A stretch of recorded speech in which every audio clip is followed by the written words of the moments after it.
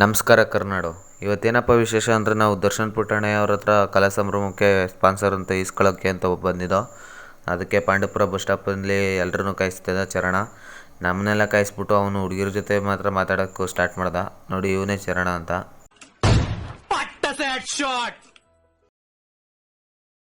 ಈ ನನ್ನ ಮಗ ನಮ್ಮನ್ನ ಅರ್ಧ ಗಂಟೆ ಕಾಯಿಸಿದ್ರು ಒಂದು ರೆಸ್ಪೆಕ್ಟ್ ಕೊಡಲಿಲ್ಲ ನಮಗೆ. ಈ ನನ್ನ ಮಗ ಒಂದು ಜ್ಯೂಸ್ ಕೊಡಿಸ್ಲಿಲ್ಲ. ಅದಕ್ಕೆ ಬೇರೆ ಫ್ರೆಂಡು ಅಂತಾನೆ. ಅದಾದಮೇಲೆ ಕ್ಯಾತ್ನಳ್ಳಿಗೆ ಅಲ್ಲೇ ಇದ್ದಾರೆ ಅಂತ ಗೊತ್ತಾದಮೇಲೆ ಕರ್ಕೋದ ಕ್ಯಾತ್ನಳ್ಳಿ ಹತ್ರ. ನಾನು ಹಿಂದ್ಗಡೆ ಕುಣಿಸಿದ. ನಾನು ಇನ್ನೇನು ಮಾಡೋದು ಅಂದ್ಬಿಟ್ಟು ಕ್ಯಾತ್ನಳ್ಳಿಗೆ ಹೋಗೋ ಟೈಮಲ್ಲಿ ಆರವಳ್ಳಿ ಮೇಲೆ ಹೋದ ಅವಣ್ಣ, ಅವ್ರ ಊರ ಮೇಲೇ. ಅದಾದಮೇಲೆ ಅಲ್ಲಿಂದನೇ ಒಂಚೂರು ವೀಡಿಯೋ ಮಾಡ್ಕೊಂಡು ಇಲ್ಲಿ ನೋಡಿ ಹೆಂಗೆ ಕುಣಿಸಿದ. ಅವ್ನಿಗೆ ಹಂಗೆ ಅಂದ್ಬಿಟ್ಟು ಕೂತ್ಕೊಂಡು ಮತ್ತೆ ಇಲ್ಲಿಂದ ಕ್ಯಾತ್ನಳ್ಳಿಗೆ ಹೋಯ್ತಿದ್ರು.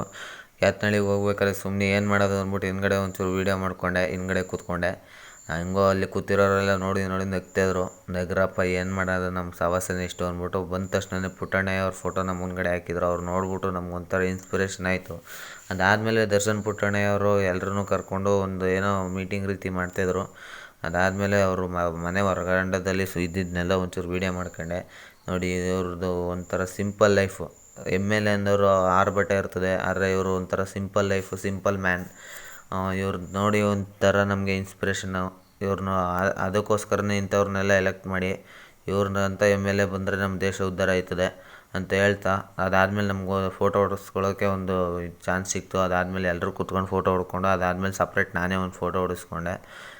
ಇವತ್ತಿಗಿಷ್ಟೇ. ಮತ್ತೆ ಅದ್ರಲ್ಲಿ ಸ್ಪಾನ್ಸರ್ ಇಸ್ಕೊಂಡು ಮತ್ತೆ ರಿಟರ್ನ್ ಆಗ್ತಾಯಿದ್ವಿ. ನೋಡಿ ಮತ್ತೆ ಹಂಗೆ ಅದೇ ಪ್ಲೇಸು ಅಲ್ಲೇ ಕುಣಿಸ್ಕೊಂಡು ನಮ್ಮನ್ನ ಕರ್ಕೊಬಂದ.